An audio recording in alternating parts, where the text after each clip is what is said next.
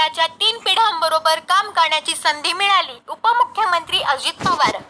कोपरगाव विधानसभा मतदारसंघाचे भाग्यविधाते कर्मवीर शंकरराव काळे सहकारी साखर कारखाना व उद्योग समूहाचे मार्गदर्शक माजी आमदार अशोकराव काळे यांचा 71वा अभिष्टचिंतन सोहळा व 300 कोटीच्या विकास कामांचे भूमिपूजन राज्याचे उपमुख्यमंत्री तथा अर्थमंत्री नामदार अजितदादा पवार यांच्या हस्ते कर्मवीर शंकरराव काळे सहकारी साखर कारखाना कार्यस्थळावर बुधवार दिनांक 21 ऑगस्ट रोजी संपन्न झाले. या प्रसंगी राज्याचे उपमुख्यमंत्री अजितदादा पवार यांनी आपले मनोगत व्यक्त करताना म्हणाले की मी नशीबवान समजतो की काळे परिवाराच्या 3 पिढ्यांबरोबर काम करण्याची संधी मिळाली. तसेच आमदार आशुतोष काळे यांनी या मतदारसंघासाठी मोठा निधी मिळवला आहे. येणाऱ्या निवडणुकीमध्ये त्यांना मोठे मताधिक्य द्या आणि मी तुम्हाला मोठ्या प्रमाणात निधी देईल असे आश्वासन त्यांनी दिले आहे. या कार्यक्रमासाठी विविध राजकीय पक्षाचे नेते पुढारी त्याचबरोबर विविध मान्यवरांसह जिल्ह्यासह राज्यातील सर्व पक्षीय नेते पदाधिकारी व कार्यकर्ते मोठ्या प्रमाणात उपस्थित होते.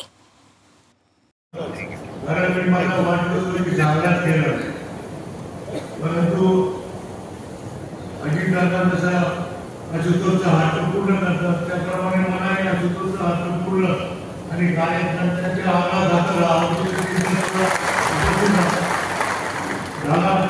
त्यामुळे आपल्या सगळ्यांचे मनापासून स्वागत करतो, आभार मानतो. परंतु काळ बदलत असताना देखील अशा बदलत्या काळामध्ये जो आपल्या आई वडिलांबद्दल कर्तव्य चालीच ठेवतात अशुतोषचा हा स्वभाव अनुकरणीय आहे असे मला वाटतं. राजकीय जीवनात 2004 साली मला कोपरगाव विधानसभा मतदारसंघाच्या निवडणुकीमध्ये माझ्या असंख्य जीवाभावाच्या कार्यकर्त्यांना तसेच मतदारसंघातील शिवसैनिक व भारतीय जनता पक्षाच्या कार्यकर्त्यांच्या सहकार्याने मी निवडून आलो आणि मला सलग 10 वर्ष मतदारसंघाच्या जनतेची सेवा करण्याची संधी मिळाली. राजकीय जीवनामध्ये 2000 साली प्रथम निवडून आलो. माझ्या राजकीय जीवनात स्वतःच्या फायद्यासाठी कधी तात्वाची तडजोड केली नाही. जे काही केले, जे काही निर्णय घेतले ते समोर घेतले. वेगळी राजकारण मी कधी केलं नाही. माझ्या राजकीय जीवनात स्वतःच्या तेच पोटात जे पोटात तेच वोटात जे आहे ते आहे, जे नाही आहे ते नाही आहे असा माझा स्वभाव आणि तो स्वभाव अजितदादांना असल्यामुळे आमच्या सुरुवातीपासून सगळ्यांनी विचार केले. एक पदावर विश्वास वाढत गेला. त्यामुळे या वर्षात विरोधी पक्षाचा आमदार असूनही आघाडी सरकारमध्ये अजितदादांच्या सहकार्याने मतदारसंघाचा जो विकास केला तो आपला सर्वांच्या पुढे आहे. मग याबाबत मला अधिक सांगण्याची आवश्यकता वाटत नाही. 2014च्या विधानसभा निवडणुकीत ज्यावेळी अशुतोषचा पराभव झाला, राज्यात शिवसेना भाजप युतीचे सरकार आले, त्यावेळी सत्ताधारी पक्षात राहून मिळवण्यापेक्षा मला मतदारसंघाच्या विकासासाठी ज्यांनी साथ दिली त्यांच्यासोबत राहणे पसंत करून मी राष्ट्रवादी काँग्रेस पक्षात 2015 साली प्रवेश केला. 2014च्या पराभव होऊन देखील आशुतोष थांबला नाही. त्याने मतदारसंघातील विकासाचे प्रलंबित प्रश्न सोडले. नागरिकांना येणाऱ्या अडचणी जाणून घेतल्या. कोणत्याही प्रकारची सत्ता असताना देखील अजितदादांच्या सहकार्याने प्रश्न आणि अडचणी थोड्या अधिक प्रमाणात सोडवण्याचे प्रामाणिक प्रयत्न केला. ज्यावेळी प्रयत्न करून हे प्रश्न सुटत नव्हते त्यावेळेस आशुतोषने आंदोलन उपोषण केलं, धरणे आंदोलन केलं, रस्ता लोकगीत केला. आपण सर्वजण मला साक्षीदार आहात. त्यावेळेस आशुतोष आंदोलन उपोषण करीत होता त्यावेळी माझ्यासह तालुक्यातील असंख्य कार्यकर्त्यांना लक्षात घालून घालण्याचा भाग उचलला होता. आयुष्याच्या अनेक चांगल्या वाईट प्रसंगात आम्ही सामोरं गेलो. पुढे तुमच्या सगळ्यांच्या प्रयत्नामुळे आशुतोषला 2019 साली आपण विधानसभेत पाठवलं. त्याने देखील अजितदादांच्या मदतीतून पहिले पंचवार्षिकमध्ये 3000 कोटीचा विकासाचा टप्पा पार केला. त्यावेळेस अजितदादांनी आपलं गोष्ट पालकत्व स्वीकारलं की सिद्ध होतपासून मी त्यामुळे निर्धार झाला. त्यांच्या आधार मी राष्ट्रीय जीवनाची वाटचाल सुरू केली. ते आपले सर्वांचे दैवत कर्मवीर शंकरराव काळेसाहेब हे 2012 साली आपल्या सोडून गेले. त्यामुळे माझा मोठा आधार केल्याची भावना निर्माण झाली. परंतु त्यावेळेस त्यांच्या समवेत काम करणाऱ्या ज्येष्ठ व माझ्याबरोबर असंख्य कार्यकर्त्यांनी मला त्या काळात जी राजकीय व्यक्तिगत मोलाची साथ दिली व आजही देत आहे ते आयुष्यात कधी विसरण्याजोगे नाही. आज या अभिष्ट चिंतन सोहळ्या प्रसंगी त्या आठवणींना पुन्हा एकदा उजाळा मिळत आहे. आपण सर्वांनी जे प्रेम कर्मवीर शंकररावजी काळेसाहेबांवर मिळले तेच प्रेम मलाही मिळाले आणि तेच प्रेम आपण अशुतोष गोरकरला त्याचा मला विशेष आनंद. मला शुभेच्छा देण्यासाठी अजितदादा समक्ष आले त्याबद्दल मी त्यांचे खूप खूप धन्यवाद मानतो. खूप खूप आभार मानतो. आपण सगळे वेळ काढून या कार्यक्रमाला उपस्थित राहायला आपल्या सगळ्यांचे आभार मानतो. जय हिंद. आताच 10 ऑगस्टला आपल्या कोपरगाव मतदारसंघामध्ये किंवा राज्यामध्ये चालू झालेली आदरणीय अजितदादांची जनसन्मान यात्रा 10 तारखेला आपल्या कोपरगाव मतदारसंघामध्ये आलेली आणि परत 10 दिवसांनी आजच्या या अभिष्ट चिंतन सोहळ्यासाठी परत एकदा येतील का नाही अशी शंका होती. पण दादांनी एकदा शब्द दिला तो दिला. 1 महिन्यापूर्वी दादांची वेळ घेतलेली होती. त्यांना कल्पना दिली होती. 21 तारखेला माझ्या वडिलांचा 71वा वाढदिवस आहे. तो अभिष्ट चिंतन सोहळा म्हणून कुठल्याही प्रकारचा विलंब न लावता दादांनी लगेच होकार दिलेला होता. त्यांना ती पण कल्पना होती का जनसन्मान यात्रा 10 दिवस अगोदरच होणार आहे. तो आपल्या सर्वांचा विचार करून आपल्या सर्वांची भावना लक्षात घेऊन दादांनी वेळ दिली त्याबद्दल आपल्या सर्वांच्या वतीने मी त्यांचं विशेष तरी आभार मानतो. तसेच आता आपल्या सर्वांना कल्पना आहे दादांचा व्याप महाराष्ट्राला माहिती.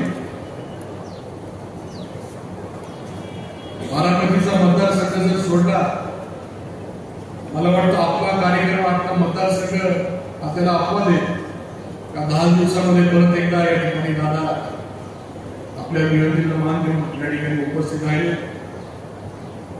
त्याबद्दल परत एकदा त्यांचं स्वागत करतो. दादा माजी आमदार अशोकरावजी काळेसाहेब यांचा वाढदिवस साजरा करावा अशी माझी आणि आमच्या सर्व जे काही त्यांच्याबरोबर काम केले त्यांचे सहकारी असतील कार्यकर्ते असतील मित्र असतील त्यांच्या सर्वांची भावना होती. परंतु आपण होकार दिला पण आम्ही अशोक दादांना विचारता त्या ठिकाणी कार्यक्रमाची सुरुवात केली. कारण की वाढदिवस करायचा नाही असं अगोदरच त्यांनी सांगितलेलं होतं. त्यांना हौस नाही माझा वाढदिवस करा किंवा काय. पण त्यांना भीत विचारलं आपण असा असा कार्यक्रम करतोय कोणाच्या हस्ते करायचं आमचं ठरलेलं होतं. आणि ज्यावेळेस आम्ही त्यांना म्हटलं का आपण उपस्थित राहणार क्षणाचाही त्या ठिकाणी विचार न करता ते म्हटले की ठीक आहे काय अडचण नाही आता करू शकता तुम्ही दोघांनी होकार दिल्यामुळे हा कार्यक्रम करण्यात होतोय. आणि म्हणून मला थोडंसं त्याच्यामध्ये समाधान किंवा आनंद त्याच्यात होतोय. आपण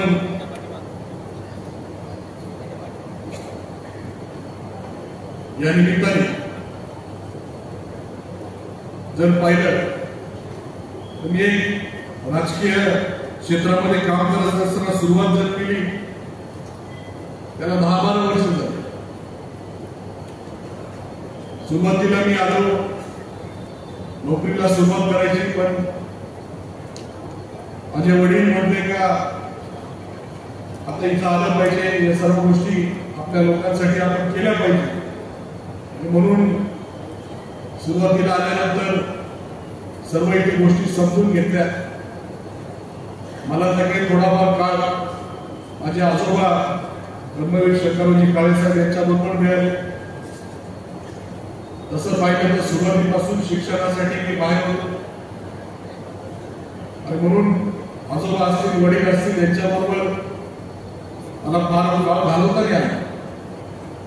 आपण सर्वजण त्यांच्या बरोबर अनेक वर्ष काम करत आले. ज्यावेळेस मी इथे आलो ज्या काही 4 गोष्टी त्यांनी सांगितल्या सगळ्यात महत्वाचं म्हणजे माझ्या आजोबांनी आणि वडिलांनी सांगितलं आपल्याला फक्त 2च जीवाचे पाहिजे, पण एकदम पक्के पाहिजे. त्या पद्धतीने मी काम करण्याचा प्रयत्न या काळामध्ये करतो. 2014च्या निवडणुकीमध्ये ज्यावेळेस मी उभा राहिलो किंवा माझे वडीलच म्हटले का तू उभं राहायला पाहिजे, ठीक आहे, त्याच्यामध्ये विजय किंवा पराजय तो विषय नंतरचा, परंतु आपण ज्या लोकांसाठी काम करतो त्यांच्यासाठी आपण झटलं पाहिजे. सुरुवातीला तर गोष्टी स्वागत करत असताना सांगितलं की 10 दिवसापूर्वी आलेलो होतो आणि त्याच्या आधी मी खरं सांगितलेलं होतं त्याला की 21 तारखेला कार्यक्रम मी जरूर येईल. परंतु आता अलीकडच्या काळामध्ये बऱ्याच नवीन कार्यक्रम आम्हाला संघटना करावे लागत आहेत. सध्या महायुती सरकारच्या माध्यमातून एकनाथराव शिंदे, देवेंद्रजी, मी आम्ही सगळीकडे माझी लाडकी बहीण योजना या योजनेच्या बद्दलची माहिती, त्याच्याबरोबर महाराष्ट्रामध्ये माझ्या शेतकऱ्यांच्या करता, माझ्या वारकऱ्यांच्या करता, माझ्या मायमाऊलींच्या करता, माझ्या मुलींच्या करता, बहिणींच्या करता अनेक प्रकारच्या युवा युवतींच्या करता योजना आणल्या. त्या योजना तिथं सांगणं आणि अशा प्रकारचे कार्यक्रम आमचे चाललेले. आज खरं तर रत्नागिरीमध्ये आम्ही सगळेजण या कार्यक्रमाच्या निमित्तानं एकत्र जमणार होतो आणि दुपारी परळीला एक मोठं कृषी प्रदर्शन राज्याचे कृषी मंत्री धनंजय मुंडेंनी घेतलेले आहेत. त्यालाही आम्ही 3 मुख्यमंत्री आणि 2 उपमुख्यमंत्री हजर राहणार आहोत. आशुतोषचा पुन्हा 2 दिवसापूर्वी फोन आला की दादा मला कळालं की रत्नागिरीचा एक कार्यक्रम आहे आणि परळीचा कार्यक्रम तुम्हाला सापडू शकतो, कारण इथं जवळच आमचं शिर्डीचं विमानतळ असल्यावरती काय अडचण नाही, पण आपल्याला थोडासा एक कार्यक्रम टाळावा लागेल. आणि त्याच्या प्रेमापोटी, त्याच्या आग्रहापोटी आणि तसं बघितलं तर अशोकराव आणि 2004 आणि 2009 आमदार झाले. तुम्ही सगळ्यांनी त्यांना आमदार केलं. त्यावेळेस देखील विधिमंडळामध्ये आम्ही 288 आमदार होतो. त्यावेळेस अशोकरावांच्या बरोबर देखील 12 वर्ष मला काम करण्याची संधी मिळाली आणि एकत्र काम केलं. तसंच स्वर्गीय शंकरराव काळे साहेबांचा इथं उल्लेख झाला. त्यांच्याबरोबर देखील मला 91 साली खासदार म्हणून कामाची संधी मिळाली आणि आता आशुतोष माझ्याबरोबर काम करतोय. मी नशिबान समजतोय की काळे परिवाराच्या 3 पिढ्यांच्या बरोबर मला काम करतो. ठीक आहे, योग असतो.